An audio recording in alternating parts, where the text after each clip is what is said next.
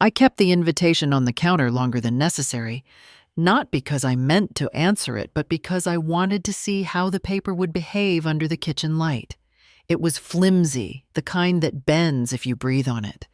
The print was pale, the edges frayed, as if the scissors had dulled halfway through the cut. My birth date was off by 2 days. I'd started the annual brunch 12 years ago, back when we still used heavy cardstock, and Vanessa insisted on handwritten notes in the corner. This one was a photocopy. No signature, no ink indentation to prove a hand had touched it. The mug beside it had a faint chip near the rim. I'd been drinking from that mug for nearly 20 years, long enough to know exactly where to set my lips to avoid the rough edge. I turned it so the crack faced the wall. The phone on the counter lit with an alert. Sierra. "Did you get the invite?" I typed, typed again. In the end, I sent yes. I opened my laptop after lunch. The family email thread was gone.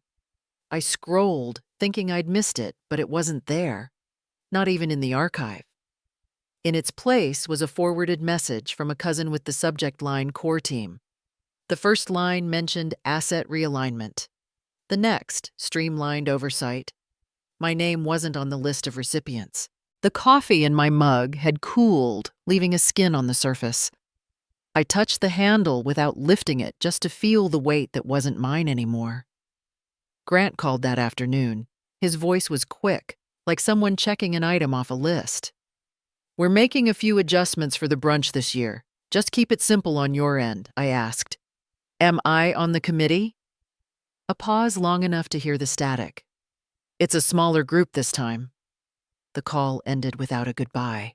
At the bank the next day, I handed my withdrawal slip to a young teller I didn't recognize. Her nails were painted the color of old pennies. She tapped a few keys, then paused. Her eyes flicked to mine and away again. "There's been an update on the joint access," she said. "The secondary owner is now primary." She didn't need to say the name. I glanced at the pen chained to the counter. The plastic barrel was clouded from use, the tip dented from teeth. I imagined how many hands had worried it over the years. I told her I didn't need a printed statement. Walking back to the car, I passed the community center. The windows were dusty. A banner from last year still drooped above the entrance.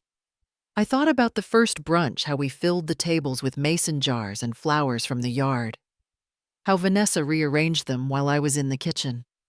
I remembered convincing myself it didn't matter who placed them as long as they bloomed. That evening, the invitation was still on the counter. The chip in the mug caught my eye again. I turned it toward me this time, feeling the unevenness against my lip. Vanessa left a voicemail.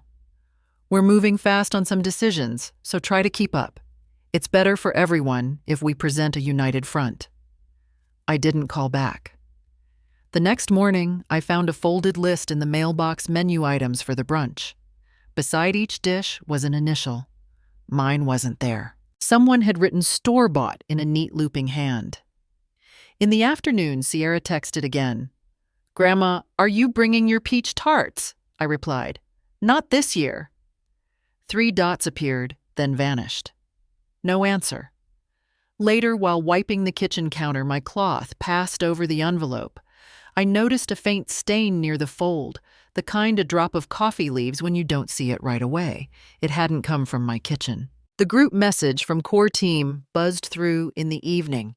"Final menu approved. Logistics handled." I read it twice before deleting it. Grant stopped by without warning the following day. He stood just inside the doorway, not removing his coat. "We've reassigned some responsibilities. Less for you to worry about." I asked if the brunch still needed volunteers.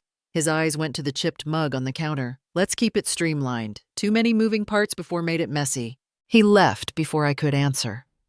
The light outside dimmed early that night. I sat at the table with the invitation in front of me, the print blurring when I looked too long. I turned it over. The back was blank. Not even a smudge of ink. Vanessa's email came late. "We'll handle all the correspondence from now on. It's more efficient. Appreciate your cooperation." I closed the laptop without replying. By morning, the invitation had curled at the corners from the damp in the air. I pressed it flat with the mug. The chip caught against the paper. I poured coffee, watched it swirl into the dark, then placed the mug down without drinking. No one had asked me if I'd attend. No one had said I shouldn't. The space between those two facts felt like a floor giving way not all at once, but brick by brick, in a silence that explained itself. I left the invitation where it was. I kept the ivory envelope in the sewing drawer under the tin of spare buttons. The paper had softened at the edges, a little bent from the weight of the scissors that lay across it. No one had written my name on the back, though I'd folded each card by hand. I'd been told it was more efficient to have them all printed at once. At the rehearsal dinner, I sat 2 tables away from the bridal party folding napkins into sharp triangles. Vanessa drifted past, holding a glass with the kind of stem that snaps if you look at it wrong. "Make sure the corners are tight," she murmured, eyes already on someone else. My name was not on the program as part of the planning team. I slipped the envelope into my purse anyway, not to keep as a memento, but because I didn't want to see it abandoned on the floor. The following November, I roasted 2 turkeys for Thanksgiving, one in the oven, one on the grill, so there would be enough. When I stepped into the dining room to refill the coffee urn, I saw the printed menu cards at each place setting. Executive Chef Vanessa Whitmore. The font was bold, framed by a border of gold leaves. I stood in the doorway, holding the carafe. Grant caught my eye, gave a brief nod toward the kitchen. I went back without a word. At the sink, the dish towel caught on my ring.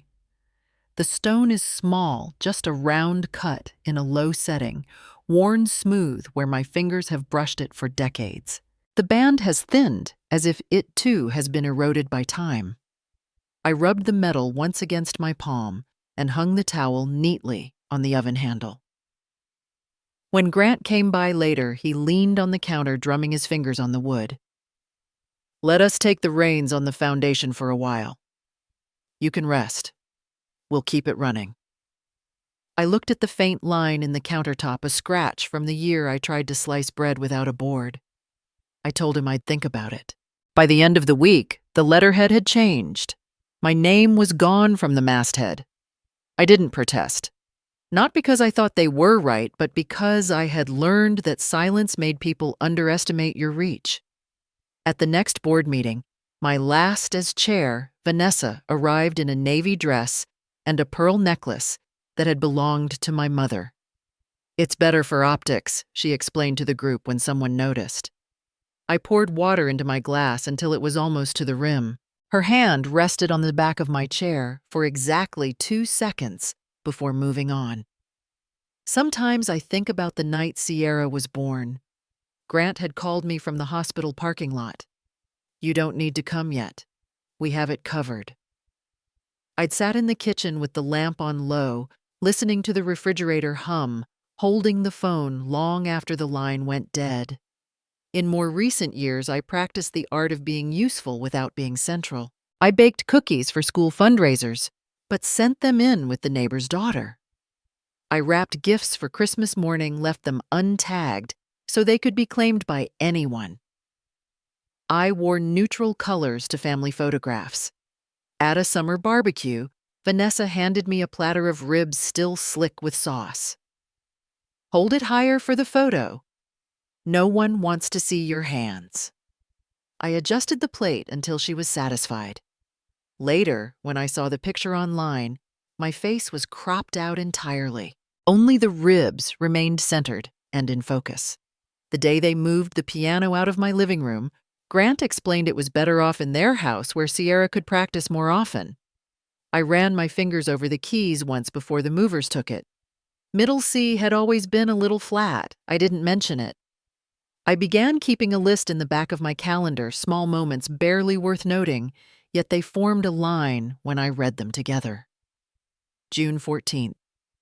My place card at the gala misspelled. September 3rd called Vanessa's mother-in-law to a guest I had introduced to Grant years ago. October 29th offered my seat at the head table to make room for the donors. Once, after a long meeting about the foundation's budget, Grant held the door open for me. "You don't have to be involved in every detail anymore," he said. "You've done your part." The light above us flickered, catching on the glass of the framed mission statement in the hallway. I saw my reflection in it, smaller than I remembered, blurred by the glare. I learned to keep my responses brief. A nod, here, a half smile there. At home, I stacked the mail in a neat pile, threw away the catalogs addressed to current resident. I ironed the hem of a blouse until the crease was straight. I kept the ring on my finger even when I cooked, even when the heat of the pan made the metal almost too warm to touch. When people asked about my family, I answered with dates and locations, nothing more. I never mentioned the Thanksgiving menu, or the missing place card, or the piano. It's not difficult to drift without making waves. All it requires is that you match your breathing to the current and let the surface carry you. I'd convinced myself that was how you kept people close, by never standing in the way. I still keep the ivory envelope in the sewing drawer. The scissors rest on top their weight, holding it flat. I don't reach for it often, but I know exactly where it is. I can still picture the frosting setting under the kitchen light, the swirl of a butter knife smoothing the last ridge. I'd balance the cake on my knees during the drive, pressing the lid down whenever the car hit a bump. At Sierra's 13th birthday, Vanessa lifted the box from my hands and carried it straight to the counter. "We've already got the main cake from the bakery," she mentioned, without looking at me, sliding mine toward the corner near the coffee maker. From where I stood, I could see the bakery cake in the center of the table, high tiers under sugar roses, the name piped in gold. Someone called for photos in the living room. I left my coat on the back of a chair and followed the sound of camera shutters, the scent of buttercream clinging faintly to my hands. Another year surfaces without warning. Thanksgiving 3 years ago. I had placed my purse under the coat rack only to be guided to a table at the far side of the room. "We thought you'd be more comfortable here." Grant gestured toward the smaller setting with mismatched chairs, a jumble of elbows and voices belonging to children and 2 neighbors I'd never met. At the main table, the seat beside him was already occupied by a man in a tailored jacket who nodded with the familiarity of someone who knew his place. Vanessa's laugh carried over the clink of crystal. I cut the turkey for the children, passing plates over heads too small to hold them steady. My fork rested on the edge of my plate longer than necessary, the gravy cooling in shallow pools. A fragment from a different setting interrupts an auditorium, the overhead lights casting that dry, weightless heat on my shoulders. It was a scholarship ceremony. I had been invited to the stage to stand beside Grant. He spoke into the microphone about the foundation, the vision, the long hours we had spent making it a reality. The "we" was not plural. It was a revision. My name did not reach the air, though I had written the first mission statement by hand in the margins of an old ledger. I kept my hands clasped loosely in front of me, my ring catching the glare just enough to flash once. These memories do not arrive in order. They appear like pieces of glass scattered across a floor, each sharp, each reflecting a slightly different light. One piece shows a Sunday afternoon when I offered to bring a dish to a family dinner. "We'll handle the food," Vanessa replied. "It's easier if everything matches." I placed the serving spoon I'd been holding back into the drawer, the hollow thud echoing longer than it should have. Another piece, a spring afternoon in the garden, pruning shears in my hand. Grant stopped by, resting one arm on the fence. "Don't overwork yourself. Some things are better left for the younger generation." I looked down at the earth clinging to my gloves, small crescents of soil filling the creases. Sometimes I remember the sound more than the words. The short inhale before a statement. The polite pause after. It's the same with texture, the slick surface of a menu card without my name, the coarse underside of a table where gum has hardened over years. At a holiday party, I arrived with a tray of appetizers. A cousin took it from me, turning toward Vanessa. "These look great. Did you make them?" Vanessa didn't answer. She didn't need to. The tray moved down the hall into the kitchen, away from the guests. There was also the gala, where my place card was tucked at the end of the table, half hidden under the edge of a floral arrangement. When I slid it into view, the print had smudged. No one noticed when I left before dessert.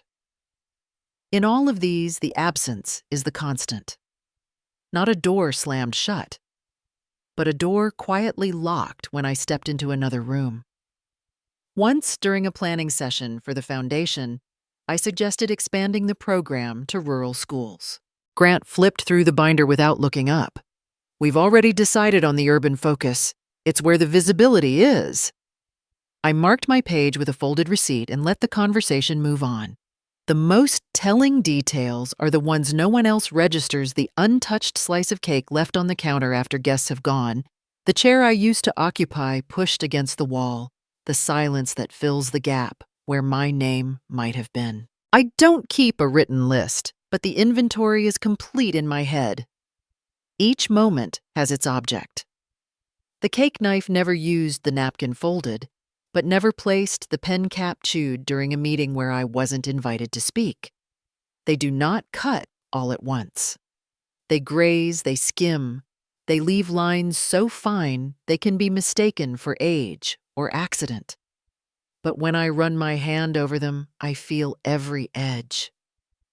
I have learned that erasure rarely announces itself. It happens in the shift of a chair, the redirection of a plate, the revision of a sentence. It happens quietly enough that you can almost believe you stepped aside on your own. I don't correct the record anymore. I let the wrong version stand the seat stay empty, the cake remain in the corner. Some things, when left untouched, reveal more than if they were set right.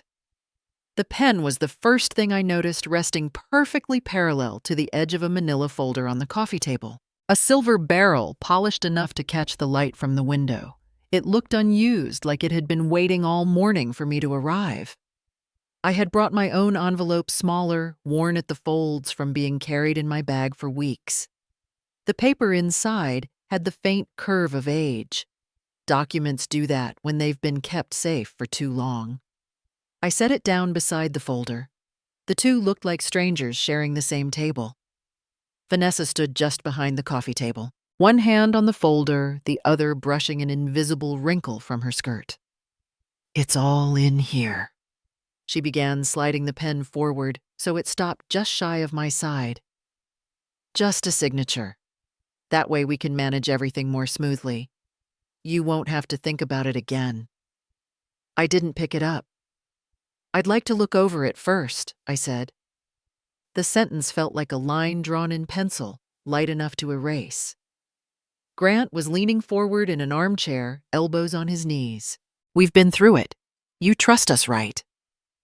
His voice was even, but the question wasn't really a question. His eyes stayed fixed on the signature line. The air seemed heavier than it had in the hallway. The curtains were still, but it felt like the room had less oxygen than it had a moment ago. Vanessa stepped closer, heels silent on the thick rug. "We're thinking about what's best for everyone." Her tone carried no heat, only the smoothness of something rehearsed. My fingers rested on the edge of my envelope, not opening it, just holding it in place as if the weight might matter. Grant rose from his chair, crossing the small space between us. He placed a hand on my arm, not tight, but steady. "This doesn't have to be complicated." I could see the glint of the pen in my peripheral vision. Its clip reflected a thin bar of light, a little too bright for the muted tones of the room. Vanessa moved behind me now, her steps slow, deliberate. The warmth of her palm touched the middle of my back, light as a feather, yet I felt my posture shift without intending it. Grant's voice dropped softer now. "You've done enough. Let us take it from here." My heel caught on the edge of the rug. I tried to adjust, but pressure came from behind, angled just enough to take away balance. The sound came first, a high, sharp crack like ice giving way underfoot. The air tilted, and I saw the glass door fracture into a spiderweb before the boards of the deck rose up to meet me. The impact drove the breath from my chest. My left leg folded under me at an unnatural angle. For a moment, everything went white. Not the kind of white you see in snow, but the kind that erases edges and leaves only shapes. "Oh my God!" She lost her balance. Vanessa's voice rose above me, pitched too perfectly. "Grant, call an ambulance now." No hands reached down. I turned my head enough to see a scatter of glass around me. Each shard caught the light, differently tiny mirrors showing pieces of the sky. The scent of pine from the back garden came with the breeze, mingling with the metallic tang of blood at the corner of my mouth. The wind chime hanging from the eave began to sway the metal rods, striking in uneven rhythms. The sound cut through the dull roar in my ears. Grant stood in the doorway, phone to his ear, speaking too quietly for urgency. His other hand rested on the frame of the broken door. Vanessa hovered behind him, arms crossed, her gaze fixed on a fragment of glass still hanging in the frame.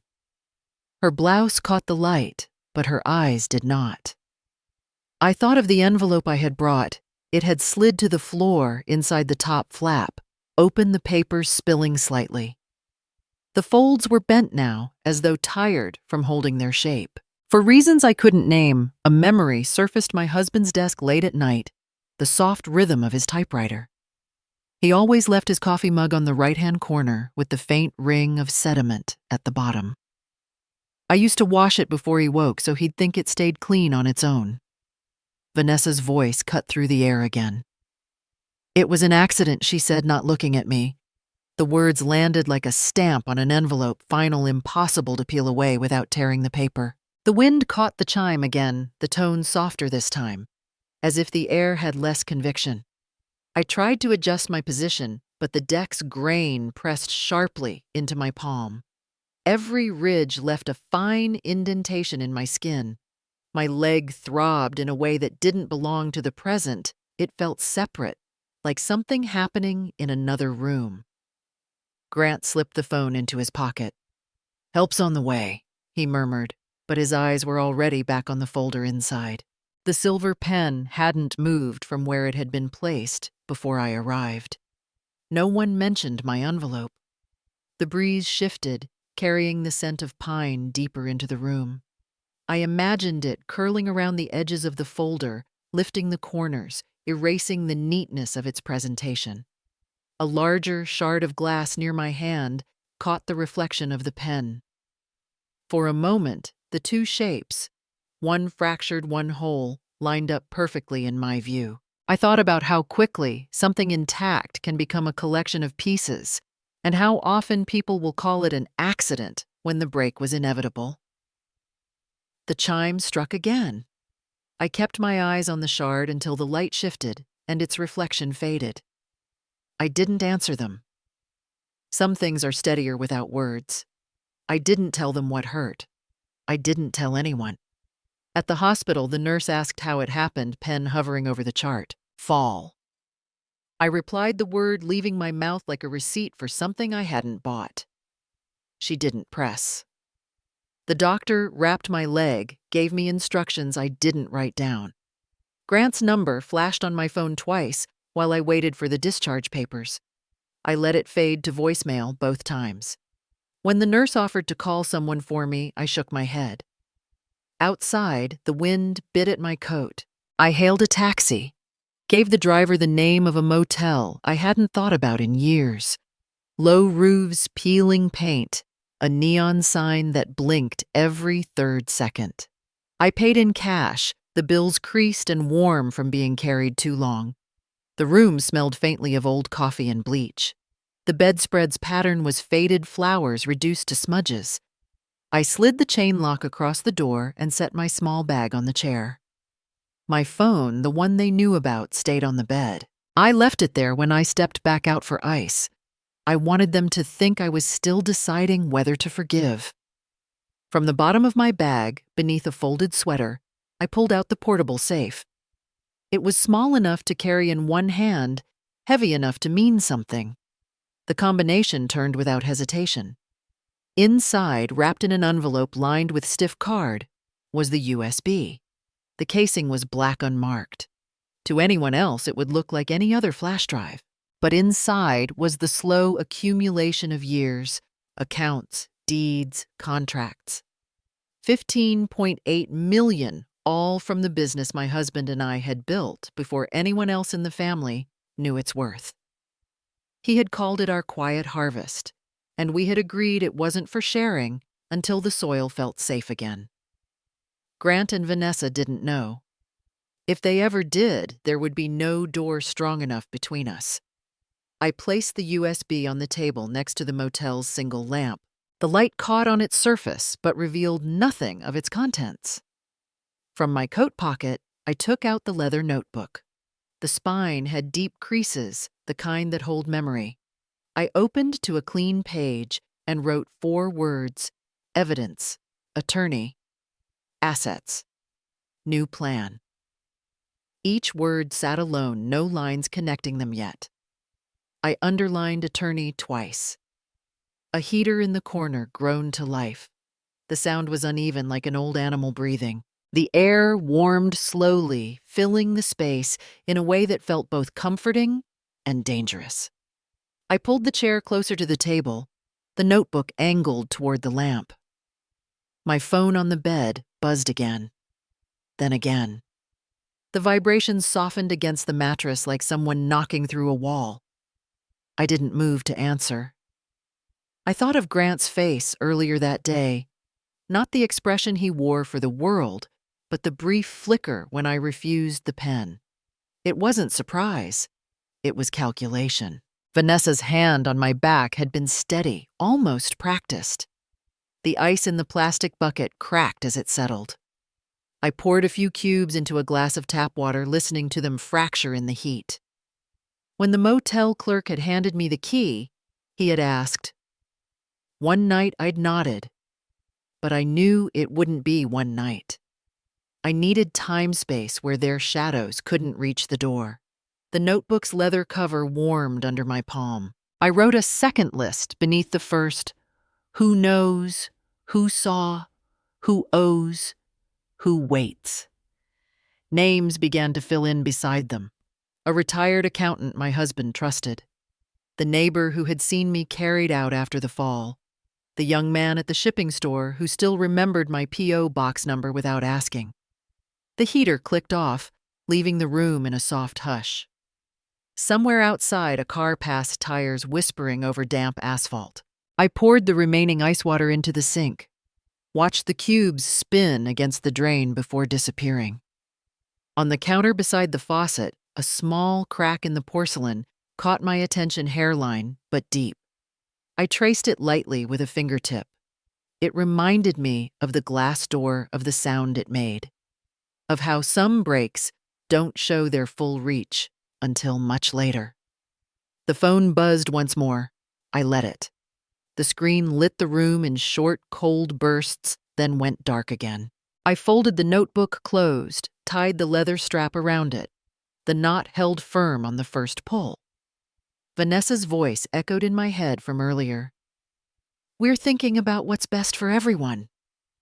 I imagined the words in ink on paper, then fading until the page was blank again. I slid the USB back into the safe, spun the dial, and placed it under the chair. My hand rested on the metal handle a moment longer than needed. The heater rumbled on again. I stayed at the table listening. Some silences are best kept, even from those who think they've already won. I never thought a place could feel both borrowed and entirely mine. The apartment was on the 3rd floor of a building with no elevator and a staircase that leaned slightly to the right. The rent was cash only. The hallway smelled faintly of old varnish and boiled cabbage. Inside, there was a single wooden table, 2 metal chairs that didn't match, and a narrow bed pushed against the wall. The paint peeled in spots, but the morning light filled the room as if it had been invited. The first morning, I boiled water in a dented kettle, poured it over the coffee grounds in the chipped French press, and waited. Across the street, snow covered the roof of an auto repair shop. A man in a heavy coat shoveled the walkway without looking up.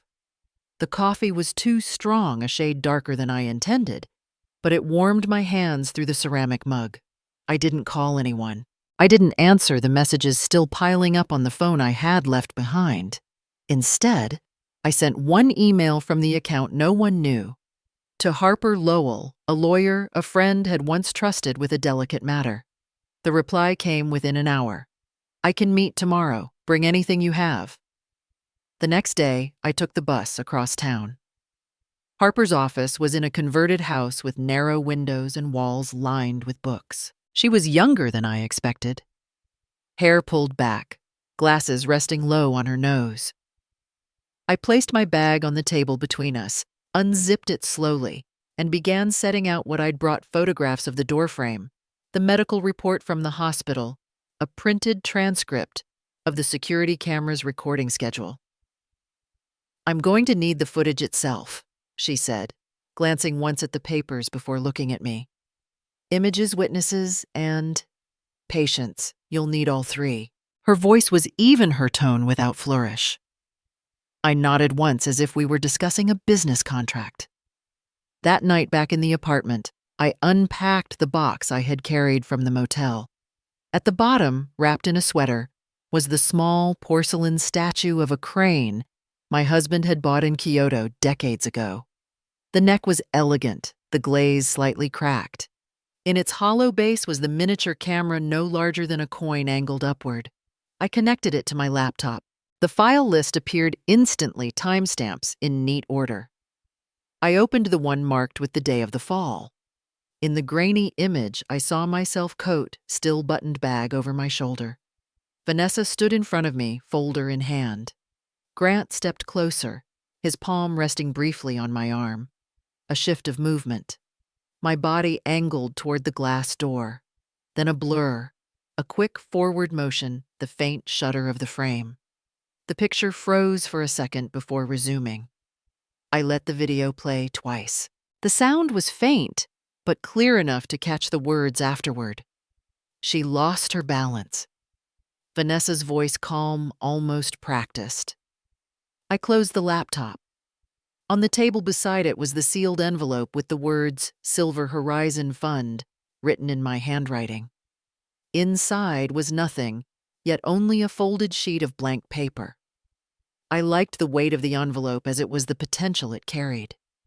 The train passed in the distance, its whistle low and steady. Every 2 hours, it came as if the world were reminding me it moved forward whether I joined it or not. 2 mornings later, Harper called. "Do you trust the neighbor across the street from them?" she asked. I told her about Mrs. Larkin's retired habit of sitting by the window after lunch. "Good," Harper replied. "She might be more valuable than the camera." I walked to the corner store afterward, bought bread and a jar of honey. At the register, the cashier glanced at my legs still wrapped under my pants. "You hurt yourself?" she asked. "Slipped," I replied the same way I'd answered at the hospital. Back upstairs, I spread the honey on the bread, ate it standing at the counter. The sweetness stuck to the roof of my mouth.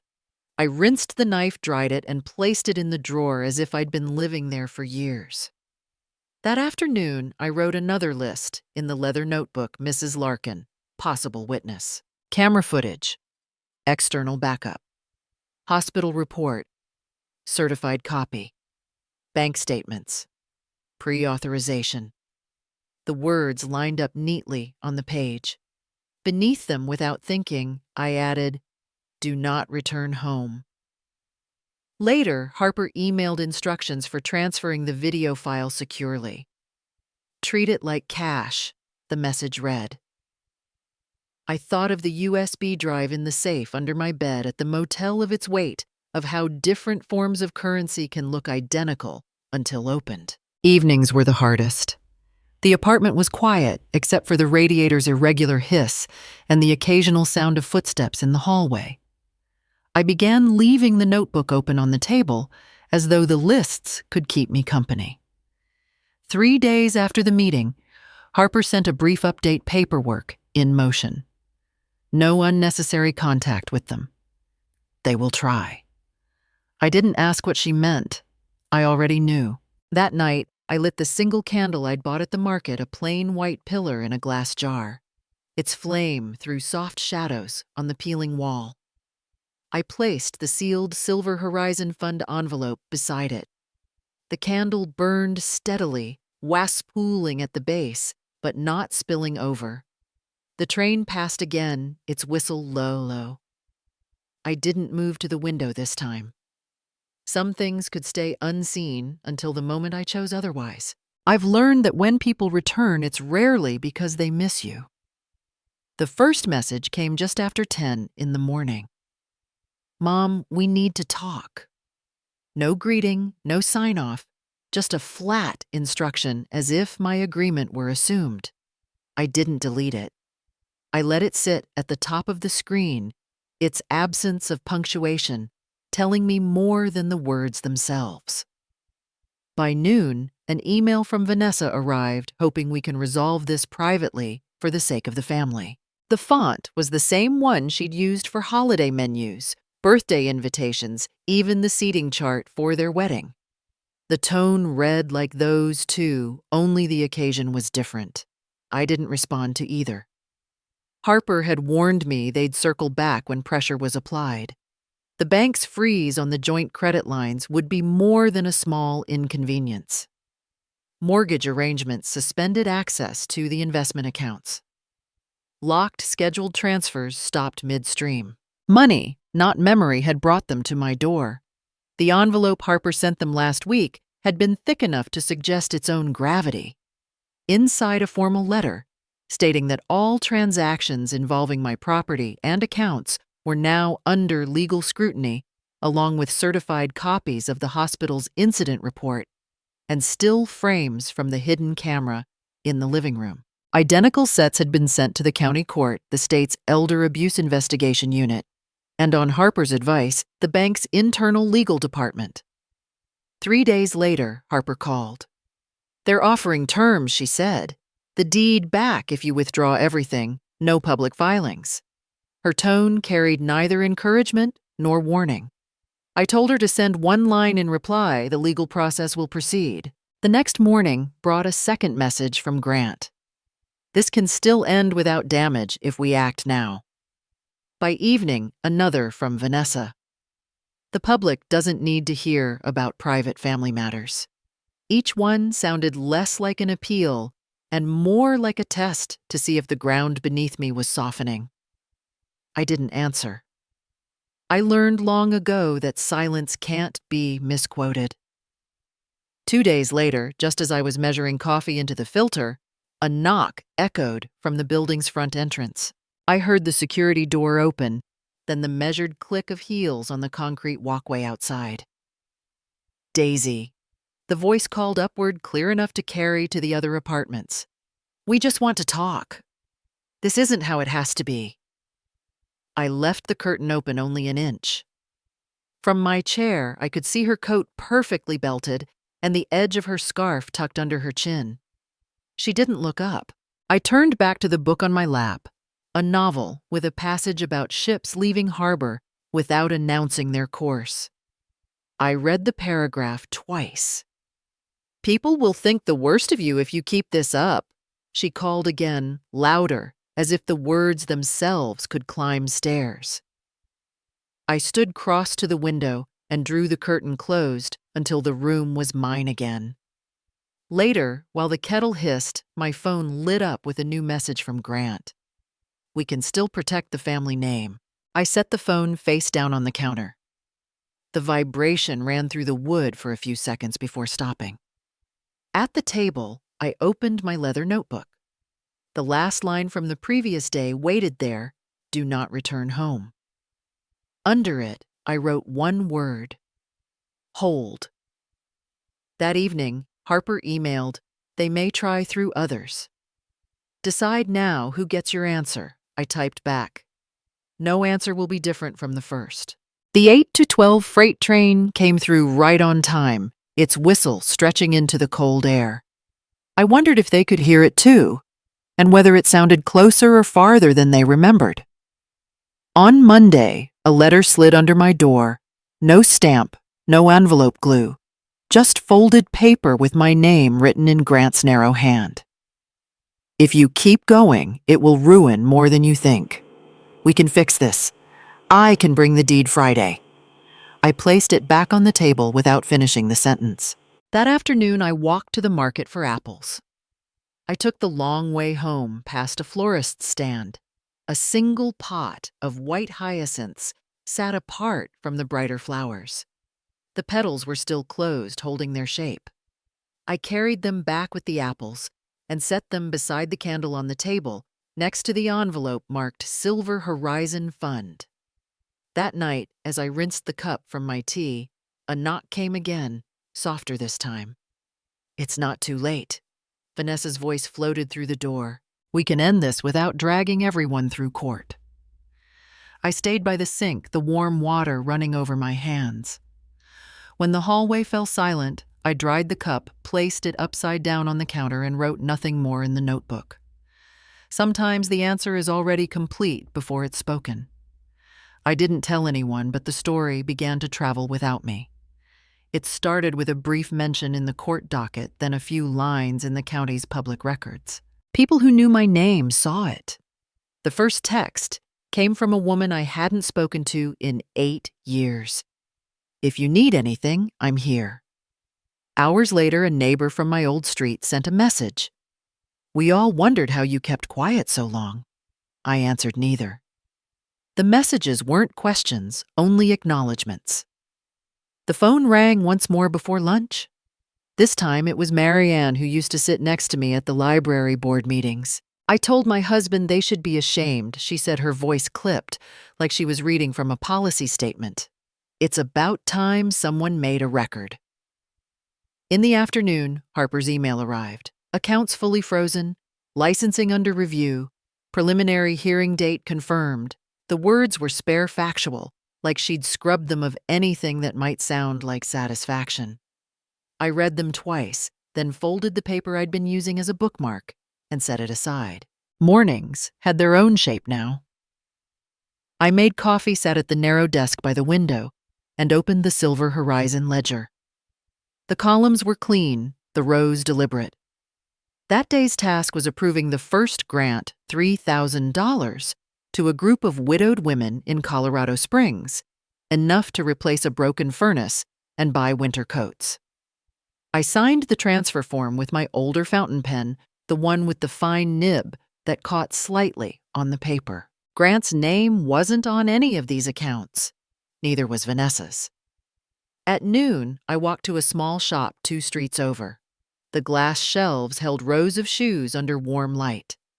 I tried on a pair of low-heeled black leather boots, the kind that could be worn anywhere without remark. The clerk asked if they were for a special occasion. For walking, I replied. They were the first shoes I'd bought for myself in over 15 years. I left the box in the bag, carrying it home without opening it again. A letter from Harper was waiting under the door. Witness statements finalized. Video authenticated. Ready for court. The paper smelled faintly of toner, and something sharper like metal warmed in the sun. I placed it in the folder marked Case File and slid it under the edge of the desk blotter. 2 days later, my phone lit up with a call from my cousin Clara. We hadn't spoken in over a decade, not since my husband's funeral. I heard they're freezing their business permits. She began, skipping any greeting. Don't think for a second they won't come knocking again. People like that don't back down. They wait for you to blink. I told her there was nothing left to discuss. She exhaled into the receiver. You've always been too trusting. Maybe that's over now. I let her words hang there until the call ended on its own. Later that week, Harper stopped by the apartment. She wore her hair pinned back, the same gray blazer she'd worn in every meeting since January. "The preliminary hearing will be short," she said, laying a thin stack of papers on the table. "We don't need to prove everything yet, just enough to keep the case moving." She tapped the corner of the stack. "This is more than enough." I noticed the faint scratch on her briefcase, a diagonal mark near the clasp. It reminded me of the old cedar chest in my bedroom, the one my mother gave me when I was 19. The next morning, a padded envelope arrived from the photography shop down the block. Inside was the print I'd ordered a week earlier, a photograph of sunrise over a frozen lake. The horizon line was faint, the colors just beginning to pull away from the dark. I hung it on the wall opposite the window where the light would touch it first each morning. By afternoon, another text from Grant appeared. "You're really going to drag this out." I set the phone down face up this time and watched the screen dim to black. Vanessa's email followed an hour later. "There's still time to protect what's left." I forwarded both to Harper without comment. On Sunday, Marianne stopped by with a small loaf of bread wrapped in brown paper. "They'll never say it to your face, but the neighborhood's talking," she remarked, setting it on the table. "Some of them are saying you've finally woken up." I poured her tea, though she didn't stay long enough to drink it. When she left, I placed the bread in the cupboard and folded the paper neatly, sliding it into the drawer where I kept receipts. The following day, the investigator assigned to the case called to confirm receipt of the video file. "We have full visual clarity," he noted. "Frame by frame, there's no ambiguity." His tone was professional, not warm, which made it easier to listen. That evening, I pulled the black boots from their box and set them beside the door. The leather held a faint scent of dye, not yet worn in. They didn't look like they belonged to someone waiting. The hyacinths on the table had opened slightly, releasing a clean, sharp fragrance into the room. Under the photo of the frozen lake, the light had shifted, turning the ice in the picture a pale blue. Grant and Vanessa hadn't appeared at the apartment again. Whether it was caution or calculation, I didn't know. The important thing was that the quiet was mine. When I turned off the lamp that night, the last thing I saw was the faint outline of the photograph in the dark. It didn't look like an ending anymore. I had already decided what I would not do. I would not speak for the sake of being heard. I would not explain myself to anyone who had already written my story in their heads. The courtroom felt smaller than I expected, though maybe it was the way the air held itself still. The wooden chair beneath me pressed against my spine in straight lines. I kept my hands folded, the edge of my wedding ring grazing my knuckle, like a reminder of a time when I thought contracts were about trust. Harper placed the small flash drive on the table between us. The plastic casing had a tiny crack along one side, an imperfection I hadn't noticed before. It looked ordinary enough to be lost in a drawer, and yet it held the frame-by-frame record of what they did. Grant walked in with his shoulders squared as if he still owned the floor. Vanessa followed 2 steps behind her, perfume reaching me before her eyes did. Neither of them looked my way. The judge's voice carried no extra weight, but it settled over the room in a way that made it impossible to look anywhere else. Harper stood the click of her heel, a small metronome against the silence. She pressed a button and the screen flickered to life. There I was, caught in the fixed gaze of the camera. Grant's arm moved before his mouth did. Vanessa's hand gripped the frame of the door. My own body tilted back as if pulled by a thread. Then small, bright fragments caught the light. Their voices played over it. "It was an accident," Vanessa's tone light almost rehearsed. "She slipped." Grant added too quickly. "Mrs. Hattie Ellsworth spoke from the witness stand. I was outside raking when I heard it. I saw her lying there, and they stood inside." Deputy Ray Coleman kept his eyes on the judge. I arrived within minutes. The injuries matched a fall through glass. They did not call for medical assistance. That was done by a passerby. Grant shifted in his chair, his thumb running along the seam of his jacket. Vanessa leaned forward. lips pressed into a line meant to look like patience. The judge didn't pause long. This court will continue with criminal investigation. A protective order remains in effect. All financial accounts and jointly held property in the defendant's names are to remain frozen until the conclusion of proceedings. Grant glanced at me for the first time, but it was a glance that slid past as if I were just another obstacle in the room. As we left, Harper murmured something about the next steps. I nodded, though I was not thinking of steps. I was thinking of thresholds, how many I had crossed, and how many I had chosen not to. That evening, I sat at my small table in the apartment. The lamp's light cut a circle on the wood, and within it lay the envelope I had prepared. It was thick enough to feel deliberate. Inside my letter held only 2 sentences, followed by a photocopy of the court order. It read, "I will have no further contact with you. This is final." I sealed it, pressed the adhesive down with the side of my palm, and placed it in the outgoing mail slot downstairs. Later, I made tea. The steam curled upward slow and without urgency. Outside, the street carried on in the kind of rhythm that ignores personal endings. I opened the window. The air rushed in cold enough to settle along the edges of the cup in my hand. I held it there, letting the heat from one side and the chill from the other remind me that both could exist at once. Earlier, during a brief recess, Vanessa had walked past me in the hallway. She didn't lower her voice. "All this for attention. You're going to regret it when no one's left to listen." Grant's comment had come later as we filed back in. "You could have just stayed quiet. Now you've dragged everyone into your mess." I hadn't replied to either. I'd only glanced at the floor tiles square beige, the kind used in spaces where individuality was meant to disappear. When the judge's gavel fell, there was no noise from the benches. No one gasped. It was as if the air had been waiting for permission to move again. On the bus ride home, I thought of the old ledger I used to keep in the kitchen drawer.